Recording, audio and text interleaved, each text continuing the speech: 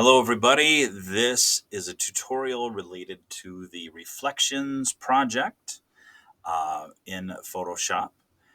And this is my example that I'm going to be creating today, and I'm going to show you how to do it. Now, understand that this is just one way of creating these reflections. You can do them however you want or and be as creative as you wish.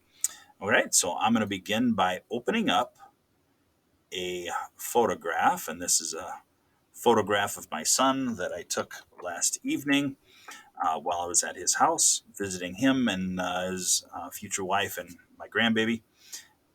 So we're going to use this. I'm going to use this entire frame as the surface. Now you could play around with if you had a smaller frame or something like that, like just the image that's within inside. So, but the first thing I'm going to do is take the image and adjust it to black and white. That is part of the project is to make it black and white. So I'm going to click OK. We're happy with that.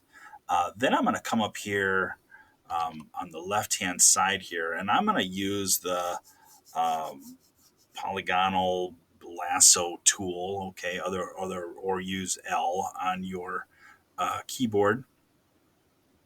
So I'm going to get as close to this corner as I can.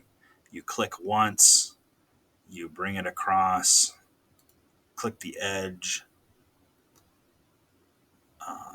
click that edge, bring it across. Now I'm going to um, it's in the middle of his hand here, right? So I've got to kind of like figure that one out. And then as soon as you get the little circle indicator next to the tool there, it says that you have created a full mask. Okay, so I've got that. That's or selection, I guess, not a mask. I still have to make the selection. So or the mask. So what I'm going to do here is I'm going to hold the Control and the Shift key down and hit I. So that inverts this selection. Okay. And then I'm going to come down and create a layer mask. So everything within this space now is masked out. Okay. Um, so that's kind of nice. That's one way. Now I can come back in here and I can use my brush with using the B and using black, and I can maybe make my brush a little bigger to start with here, and I can paint. Oops, sorry. Oh, I dropped my pen. There we are. I'm going to use white instead of black, and I'm going to basically paint back in Connor's fingers here. So, and then I'm going to kind of go that like quick and dirty here just so that you can kind of see what's going on. I'm using a feather brush also, by the way. You can see up here the brush is feathered. And I'm just going to clean that all up. Now I can go back in if I've done like I'm made too much here. I can go back in and remove some of that. But I am going a little bit more simply to show like where um, the shadows are. Okay. So now I'm going to invert this and go back to black as my top layer. I'm going to increase the picture size and bring it over here and decrease my brush size there. And then I can come back in. Oh, so I'm going to actually switch this. I'm going to come back in and fill all this up first. See some of the background transparency in there, indicator. So I'm going to get rid of all that, switch this back to black, and then I'm going to just come in and actually I'm going to come in with a hard edge and start removing. Oops. Z. There we go.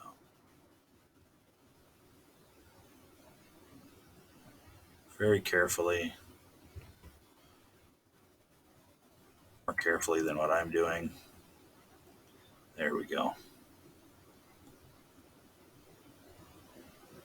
Now, when you're doing shadows and stuff like that, it's okay to leave a little bit,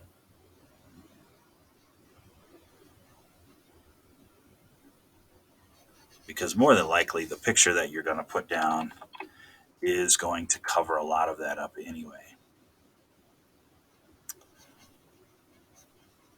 So just do the best you can. I'm going to do this really quick here and try to maintain some silence.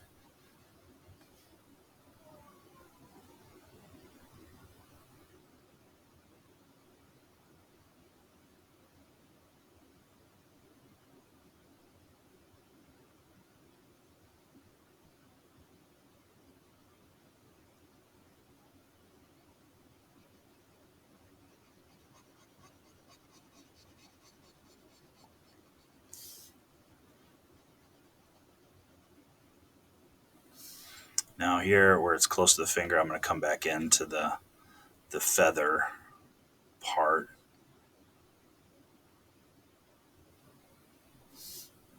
There we go. Just in case, if I get a little close, it won't kind of feather out for me.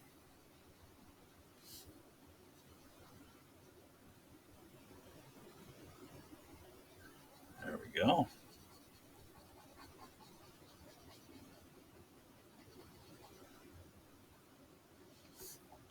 Again, a lot of this might not even be necessary depending on the type of photo that you're putting in. Sometimes the photos, what you take out has similar qualities to what you're putting back in, especially when they're black and white, and they just kind of work. They just kind of blend together really nicely. Okay, so I'm going to stop there. I've got a few other little little specks and stuff, but that's okay. Control 0 zooms back out. Okay, now I've got to put an image in behind all this, right? So I'm going to come in here and grab the image of my grandson and drop him in. He's over the top, so I'm going to bring him back underneath. I'm going to reduce my size here so that I've got quite this picture is quite a large picture of Caden. So I'm going to show the transform controls and zoom out just a little bit. There we go. I'm going to hold the shift key down. That way, when I make adjustments to this picture, it's not distorting. Okay. So I'm going to keep going here, just playing around, getting close.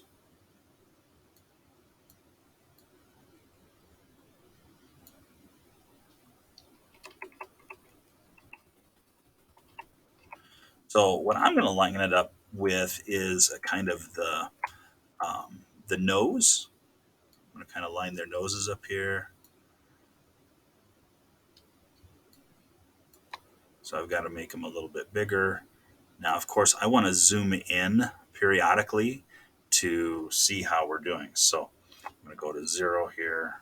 Actually, I'm going to go plus, plus, plus. There we are.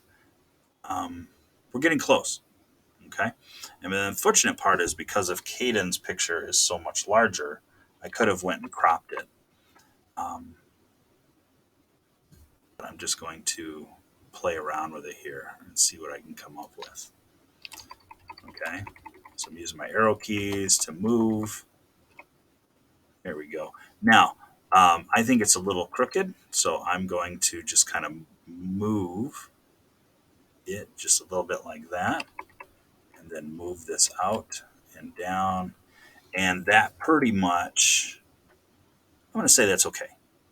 All right, what do you think? That looks okay? All right, I'm going to hit enter, and that's going to place it. I'm going to remove my,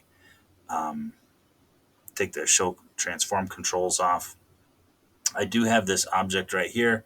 I'm going to make it black and white also. Auto do that. Okay, and plus plus plus here. Now look at what's going on around this finger and that. So I definitely have to go back in and do some work to clean that all up. So I can do that now. I'm going to click B on my keyboard. I'm going to click on the mask, not on Cadence picture, but on the actual mask. I'm going to increase the size of my brush just a little bit here. And I'm going to go in here and just start cleaning up. So the nice thing is that when the other picture is on there, like Cadence picture now I can see the flaws that I didn't get from my first one.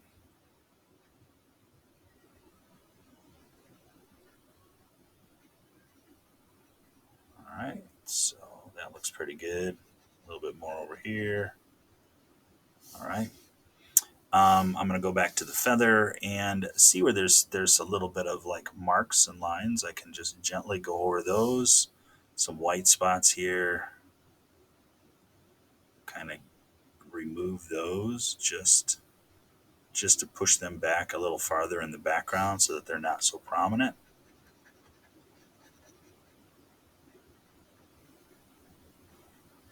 There we go.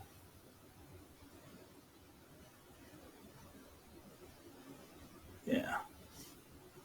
All right. That looks all right. Getting there. Okay. Control 0 brings it back all the way out. What do you think? It's not too bad, huh? All right. Again, that's just one way of creating these. Remember, as you save them, export them as a PNG file if you want to share them with your family or whatnots on your Insta Whatsits. They're going to want it on as a JPEG, I think. I'm pretty sure.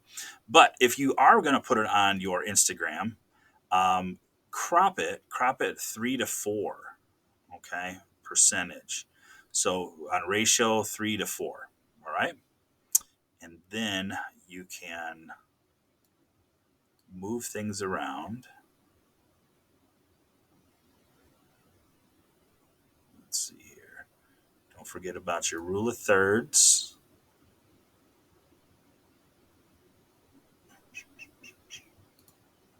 Click OK. My graphics card is being a turd. Gotta love it. Oh my gosh. I'm using my office computer here. My office computer is a monster of a computer, but the graphics card is not meant for, it's meant for 3D rendering and not for digital photo rendering. So anyway, that's my cross to bear, I guess. So anyway, there's that, and go ahead and save it. Save it as you can save it as the Photoshop file. Save it, export it as a PNG, whatever you want to use. Okie doke. That's all for now. Have a great one.